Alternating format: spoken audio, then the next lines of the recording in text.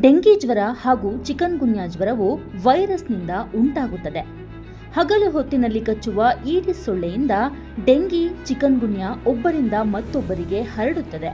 ತೀವ್ರ ಜ್ವರ, ವಿಪರೀತ ತಲೆನೋವು, ಕಣ್ಣಿನ ಹಿಂಭಾಗದಲ್ಲಿ ನೋವು, ಮಾಂಸಖಂಡ ಮತ್ತು ಕೀಲುಗಳಲ್ಲಿ ವಿಪರೀತ ನೋವು, ವಾಕರಿಕೆ, ವಾಂತಿ ಇವು ಡೆಂಗಿ ಜ್ವರದ ಲಕ್ಷಣಗಳು. ಇಂತಹ ಲಕ್ಷಣಗಳು ಕಂಡುಬಂದಲ್ಲಿ ತಕ್ಷಣವೇ ವೈದ್ಯರನ್ನ ಸಂಪರ್ಕಿಸಿ ಸೂಕ್ತ ಚಿಕಿತ್ಸೆಯನ್ನ ಪಡೆಯಿರಿ. ಡೆಂಗಿ ಜ್ವರವನ್ನ ರಕ್ತ ಪರೀಕ್ಷೆಯಿಂದ ಪತ್ತೆ ಹಚ್ಚಬಹುದು. ಡೆಂಗಿ ಪರೀಕ್ಷೆ ಹಾಗೂ ಚಿಕಿತ್ಸೆಯು ಎಲ್ಲ ಸರ್ಕಾರಿ ಆಸ್ಪತ್ರೆಗಳಲ್ಲಿ ಉಚಿತವಾಗಿ ಲಭ್ಯವಿರುತ್ತದೆ. ಡೆಂಗಿ ಹಾಗೂ ಚಿಕನ್ಗುನ್ಯಾ ಹರಡುವ ಈಡಿಸ್ ಸೊಳ್ಳೆಗಳು ಮನೆಯಲ್ಲಿನ ಸ್ವಚ್ಛ ನೀರಿನ ಶೇಖರಣೆಗಳಲ್ಲಿ ಉತ್ಪತ್ತಿಯಾಗುತ್ತವೆ.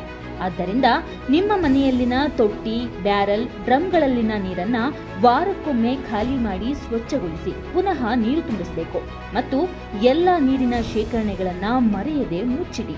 ಮನೆ, ಶಾಲೆ ಹಾಗೂ ಎಲ್ಲ ಸರ್ಕಾರಿ, ಖಾಸಗಿ ಕಚೇರಿಗಳು ಹಾಗೂ ಸಂಸ್ಥೆಗಳ ಒಳಾಂಗಣ ಹಾಗೂ ಹೊರಾಂಗಣಗಳಲ್ಲಿ ಘನತ್ಯಾಜ್ಯ ವಸ್ತುಗಳನ್ನು ವಿಲೇವಾರಿ ಮಾಡಿ ಹಾಗೂ ಘನತ್ಯಾಜ್ಯ ವಸ್ತುಗಳಲ್ಲಿ ಮಳೆ ನೀರು ಸಂಗ್ರಹವಾಗದಂತೆ ನೋಡಿಕೊಳ್ಳಿ.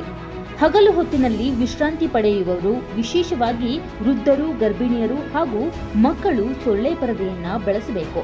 ಡೆಂಗಿ, ಚಿಕನ್ಗುನ್ಯಾ ರೋಗಿಗಳು ಸಹ ತಪ್ಪದೆ ಸೊಳ್ಳೆ ಪರದೆಯನ್ನ ಉಪಯೋಗಿಸಬೇಕು. ಹಗಲು ಹೊತ್ತಿನಲ್ಲಿ ಸೊಳ್ಳೆಗಳು ಕಚ್ಚಿದಂತೆ ಮೈತುಂಬ ಬಟ್ಟೆ ಧರಿಸಬೇಕು. ಸೊಳ್ಳೆ ಪರದೆ, ಸೊಳ್ಳೆ ಬತ್ತಿ, ಮುಲಾಮು, ದ್ರಾವಣಗಳನ್ನು ಬಳಸಬಹುದು.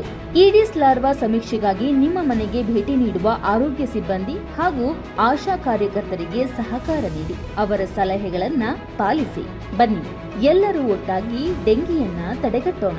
ಸಮುದಾಯದೊಂದಿಗೆ ಸೇರಿ ಡೆಂಗಿ ಜ್ವರವನ್ನ ನಿಯಂತ್ರಿಸೋಣ.